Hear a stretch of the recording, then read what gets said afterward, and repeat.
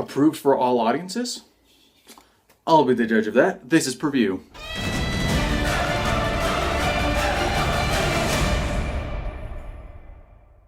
In case you didn't know, I am a huge fan of director Christopher Nolan. The Dark Knight and Memento are both just excellent, and Inception is actually one of my favorite movies of all time.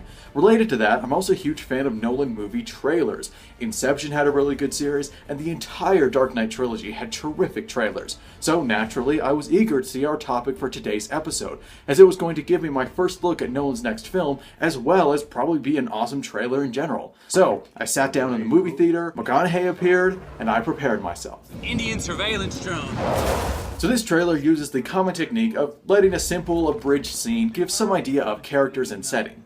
Fair enough. It's fine, not much to talk about though. We didn't run out of planes and television sets. We ran out of food. Alright, setting the stage for the events of the film. Nice. Laying the groundwork. What's next? Credits at the 30-second mark. That's very odd. Is that the most critique I've done this episode? So then we get the introduction of one of the film's themes, I guess? It means that whatever can happen will happen. Yeah, I guess. Then, Michael Caine. Ooh, Christopher Nolan's name.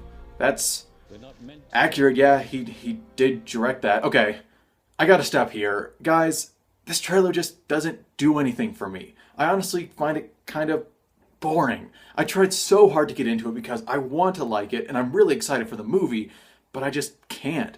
It's leaving me completely cold. Before we get into why that is, let's address the good because there is some good. For one, it sets up the film's story really well. I'm even more excited for the movie now, so that's certainly something. I like how the trailer introduces some emotional stakes regarding McConaughey leaving his kids. That was definitely a good addition, and it gives the trailer some substance. Also, the music is nice, and the ending is really, really great. In fact, all of the space stuff is impressive. I'm coming back. Outside of that, though, again, I'm kind of bored with this trailer. It just doesn't have a beat, a pulse. Nothing is pushing it, and it isn't building towards anything. And that makes it all fall flat, which obviously is a very serious problem. Now, this isn't code for it's slow. I don't dislike this trailer because it's slow. I like a lot of slow trailers. The most recent one I can think of is the Dream trailer for Maleficent. I know you, I walked with you once upon a dream. This trailer is very slow and absolutely stunning. Its music is chilling, the shot selection is engaging, editing is simple with no unnecessary fades to black, and yeah, if you haven't seen this wonderful piece, please do so, I'll link it below. So what does that trailer do that Interstellar's doesn't? Well, that trailer is building towards something. Maleficent's trailer's music doesn't amp up too much, but the escalation of visual intensity via shot selection is very clear. In fact, that escalation makes the more minor changes in the music track feel much more meaningful. In other words, as the viewer, we get an arc, a build, and a decline of emotion.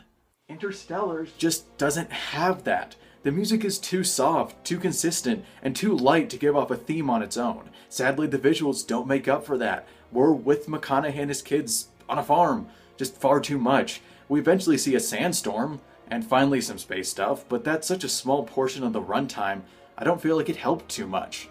So this begs the question. Why don't the visuals build? Why are they a bit monotonous? Well, the answer is pretty simple. According to sources that are close to the Interstellar script, the trailer pulls pretty much exclusively from the first 15 minutes of the film. Nolan is protecting everything in his movie that happens after Cooper goes into the wormhole. I can respect that. At the end of the day, the film is more important than the trailer, no matter how much I love trailers. So this trailer, and the teaser trailer before it for that matter, was sacrificed in order to keep the filmmaker's vision's integrity. Now let's compare that to a vision with no integrity. The new Age of Extinction trailer went live the same day as Interstellar's, the former in the morning and the latter in the evening, and they are on polar opposite sides of the spectrum.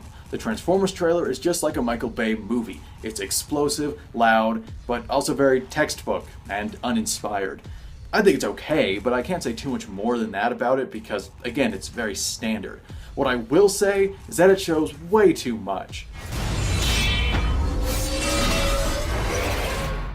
So we have a bit of an impasse, don't we? Transformers is showing too much, but got a decent trailer, whereas Interstellar keeps the movie's plot pretty much under wraps and suffers because of that. What's the answer here? Neither of these trailers really have an answer, and neither do I. Except the really obvious one staring us right in the face: make trailers shorter. I think that Interstellar's trailer is the perfect example of a preview that would be better at 90 seconds. You could cut out the mini scenes that don't add much. There's more than enough footage here you could rearrange to make a very smooth progression, giving it a purpose, and the music can be abridged to hit its different stages faster, which will make it much more effective. So in conclusion, Interstellar's second trailer isn't good. But there is a good one in there somewhere. It's a victim of both a stretched out runtime and a shortage of material. But hey, if this is the price to pay to keep my most anticipated film of the year a genuine mystery until the lights go down in November, so be it. But I do think there's a middle ground here. Movies and trailers are completely and utterly dependent on one another to exist. Let's try to throw neither under the bus. Thanks for watching, viewer. Don't forget to hit like and subscribe if you liked the video or would want to subscribe. Hopefully that goes without saying. And head on over to rulethirds.com to see a bunch of other film-related videos that we've produced for you. I mean, do you really have anything better to do today?